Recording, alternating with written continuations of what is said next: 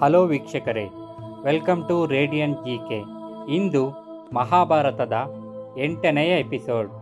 ಒಂದು ದಿನ ಕರ್ಣನು ತನ್ನ ತಾಯಿಯನ್ನು ಕೇಳುತ್ತಾನೆ, ಅಮ್ಮ, ನಾನೊಂದು ಕೇಳುತ್ತೇನೆ, ನೀನು ಹೇಳ್ತೀಯಾ ಎಂದು. ಇಂದು ನನ್ನ ಹುಟ್ಟುಹಬ್ಬ. ಅಪ್ಪ ನನಗೊಂದು ರಥವನ್ನು ಹೊಸ ಕುದುರೆಗಳ ಸಮೇತ ತಂದುಕೊಟ್ಟ. ನೀನು ನಿನ್ನದೇ ರಥ ಓಡಿಸುವಷ್ಟು ದೊಡ್ಡವನಾಗಿರುವೆ ಎಂದರು.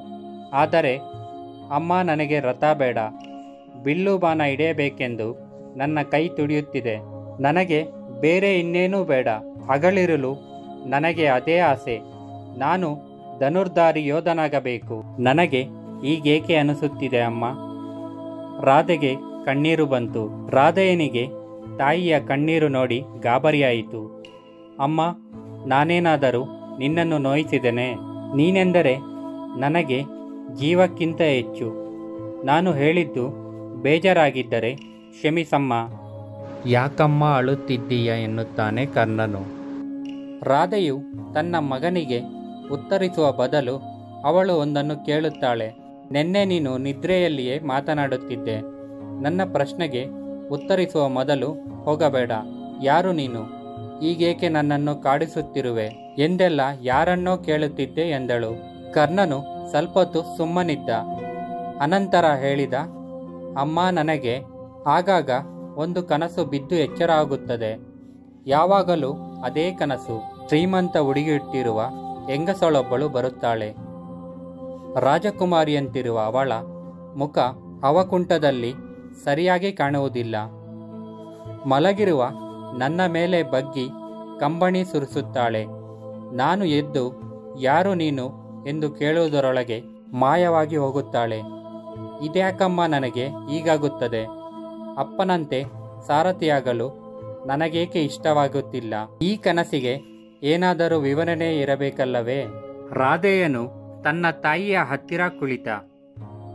ಬಿಟ್ಟರೆ ಎಲ್ಲಿ ಹೊರಟು ಹೋಗುವನ ಎಂಬ ಭಯದಿಂದ ಅವಳು ಅವನನ್ನು ತೊಡೆಯ ಮೇಲೆ ಕೂರಿಸಿಕೊಂಡಳು. ಮಗನೇ, ನಿನಗೆ ಒಂದು ಕತೆ ಹೇಳಬೇಕಾದ ಕಾಲ ಬಂದಿದೆ. 16 ವರ್ಷಗಳ ಹಿಂದೆ ನಡೆದದ್ದು. ಸುಂದರವಾಗಿ ನಳನಳಿಸುತ್ತಿದ್ದ ಒಂದು ದಿನ ಬೆಳಗ್ಗೆ ನಿನ್ನ ತಂದೆ ಸೂರ್ಯನಿಗೆ ಅರ್ಘ್ಯ ಕೊಡಲು ಗಂಗಾ ನದಿಯ ದಡಕ್ಕೆ ಹೋಗಿದ್ದರು. ನದಿಯ ಮೇಲೆ ತೇಲುತ್ತಿದ್ದ ಏನನ್ನೋ ನೋಡಿ ಅವರ ಕಣ್ಣು ಕೋರೈಸಿತು. ಪ್ರಕಾಶಮಾನವಾದ ಒಡವೆ ತೇಲುತ್ತಿದ್ದ ಹಾಗೆ ಇತ್ತು. ಸ್ವಲ್ಪ ಹೊತ್ತಿಗೆ ಅದು ಇವರ ಹತ್ತಿರ ತೇಲಿಕೊಂಡು ಬಂದಿತು. ಕುತೂಹಲದಿಂದ ನಿನ್ನ ತಂದೆ ಅದರ ಬಳಿಗೆ ಈಜುಕೊಂಡು ಹೋದರು. ಅದೊಂದು ಮರದ ಪೆಟ್ಟಿಗೆಯಾಗಿತ್ತು. ಹತ್ತಿರ ಹೋಗಿ ನೋಡಲು ಅದರೊಳಗೆ ಒಂದು ಸುಂದರ ಮಗುವಿತ್ತು. ಅವರು ನೋಡಿದ್ದ ಮಕ್ಕಳಲ್ಲೇ ಸುಂದರ ಮಗು ಶಾಂತವಾಗಿ ಮಲಗಿತ್ತು. ಅದರಮ್ಮ ಹೇಳಲಾಗದ ಲಾಲಿ ಪದವನ್ನು ಗಂಗೆ ಹೇಳಿ ಮಲಗಿಸಿರುವಳು ಎಂಬಂತಿತ್ತು. ಪೆಟ್ಟಿಗೆಯೊಂದಿಗೆ ನಿನ್ನ ತಂದೆ ಈಜಿ ದಡ ಸೇರಿದರು. ಓಡೋಡಿ ಮನೆಗೆ ಬಂದ ಅವರು, ರಾಧಾ, ರಾಧಾ, ನೋಡು ನಿನಗೆ ಏನನ್ನು ತಂದಿರುವೆ ಎಂಬುದನ್ನು ಎಂದು ನನ್ನನ್ನು ಕೂಗುತ್ತಿದ್ದರು. ಅವರನ್ನು ಇಷ್ಟು ಸಂಭ್ರಮಗೊಳಿಸಿದ್ದು ಏನು ಎಂದು ನೋಡಲು ನಾನು ಹೊರಗೆ ಹೋದೆ. ಅವರ ಕುಂಕುಳಲ್ಲಿದ್ದ ಮಗುವನ್ನು ನೋಡಿ ನನ್ನ ಕಣ್ಣನ್ನೇ ನಾನು ನಂಬಲಾಗಲಿಲ್ಲ. ಆಹಾ, ಆ ಮಗು ಬಾಲಸೂರ್ಯನ ಹಾಗೆ ಪ್ರಕಾಶಿಸುತ್ತಿತ್ತು. ಅದಕ್ಕೆ ಅಂಟಿದಂತಿರುವ ಕವಚ ಕುಂಡಲಗಳನ್ನು ನೋಡಿ ಯಾವುದೋ ದೇವತೆಯ ಮಗುವಿರಬೇಕು ಎಂದೇ ನಾನು. ರಾಧೆಯ ಉಸಿರು ಕಟ್ಟಿ ಎದ್ದು ಕುಳಿತ. ಈ ಕತೆ ಅಷ್ಟೊಂದು ಆಶ್ಚರ್ಯಕರವಾಗಿತ್ತು. ರಾಧೆ ಮುಂದುವರಿಸಿದಳು, ಖಂಡಿತವಾಗಿಯೂ ಇದು ಮಾನವ ಶಿಶುವಲ್ಲ, ಯಾವುದೋ ದೇವತೆಯದೇ ಇರಬೇಕು. ಇಂತಹ ದಿವ್ಯ ಸೌಂದರ್ಯವು ಎಲ್ಲಿಂದ ಬರಬೇಕು ಎಂದೆ. ನಿಮ್ಮಪ್ಪ ನಕ್ಕರು. ದೇವರ ಮರಿಯೇ ಆಗಲಿ, ನಿನಗೆ ಮಕ್ಕಳಿಲ್ಲವೆಂದು ನಿನಗಾಗಿ ದೇವರು ಕಳಿಸಿಕೊಟ್ಟಿದ್ದಾನೆ. ಇವನು ನಿನ್ನ ಮಗುವಾದ್ದರಿಂದ ನಾನು ಇವನಿಗೆ ರಾಧೇಯ ಎಂದು ಹೆಸರಿಡುವೆ ಎಂದರು. ಮಕ್ಕಳಿಲ್ಲದ ನಮ್ಮ ಮನೆಯನ್ನು ಹೀಗೆ ನೀನು ಬಂದು ಪಾವನಗೊಳಿಸಿದೆ. ನಮ್ಮ ಮನಸ್ಸು ಧನ್ಯಭಾವದಿಂದ ತುಂಬಿ ಹೋಯಿತು. ಬಹುಶಃ ನೀನು ಅರಮನೆಗೆ ಸೇರಿದ ಮಗುವಿರಬೇಕು. ಆದರೆ ಇಷ್ಟು ವರ್ಷವು ಬಡ ಸಾರಥಿಯ ಮಗನಾಗಿ ಬೆಳೆದೆ. ನಮ್ಮ ಪ್ರೀತಿಯನ್ನು ಮಾತ್ರವೇ ನಾವು ನಿನಗೆ ಕೊಟ್ಟಿರುವುದು. ನಿನಗೆ ಸಾರಥಿಯಾಗಲು ಇಷ್ಟವಿಲ್ಲದಿರುವುದು ನಿನ್ನ ಹುಟ್ಟಿನಿಂದಾಗಿ ಎಂದು ತೋರುತ್ತದೆ. ನೀನು ಬಿಲ್ಲು ವಿದ್ಯೆ ಕಲಿಯಲು ಬಯಸುವುದು ನೀನು ಕ್ಷೇತ್ರಿಯನಾಗಿರಬೇಕು ಎಂದು ಹೇಳುತ್ತಾಳೆ. ಆಮೇಲೆ ಬಿಕ್ಕಿ ಬಿಕ್ಕಿ ಅಳುತ್ತಾ ಅವಳು, ಹೋಗು ಮಗು, ವಿಶಾಲ ಪ್ರಪಂಚದಲ್ಲಿ ಹೋಗಿ ನಿನ್ನಮ್ಮನನ್ನು ಹುಡುಕು. ನಾನು ನಿನ್ನ ತಾಯಿಯಲ್ಲ. ಅವಳು ಸಿಕ್ಕರೆ ನಿನ್ನ ಬಾಳಿನ ಶೂನ್ಯ ಕೊನೆಗೊಳಿಸುವುದು.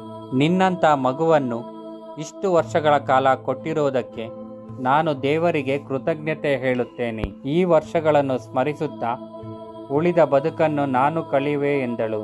ರಾಧೆಯನು ಅಳಲು ಆರಂಭಿಸಿದನು. ಏನಮ್ಮ, ಏನು ಹೇಳುತ್ತಿರುವೆ? ನನ್ನ ತಾಯಿ ನನ್ನನ್ನು ತೊರೆದ ಹಾಗೆ ನೀನು ನನ್ನನ್ನು ತೊರೆಯಬೇಕೆಂತಿರುವೆಯಾ? ಅವಳು ಯಾರೆಂದು ನನಗೆ ಗೊತ್ತಿಲ್ಲ. ಅದನ್ನು ತಿಳಿಯುವ ಬಯಕೆಯೂ ನನಗಿಲ್ಲ. ನೀನೇ ನನ್ನ ತಾಯಿ. ನನಗೆ ಪ್ರೀತಿಯನ್ನು ಧಾರೆಯೆರೆದು ಬೆಳೆಸಿದ ತಾಯಿ.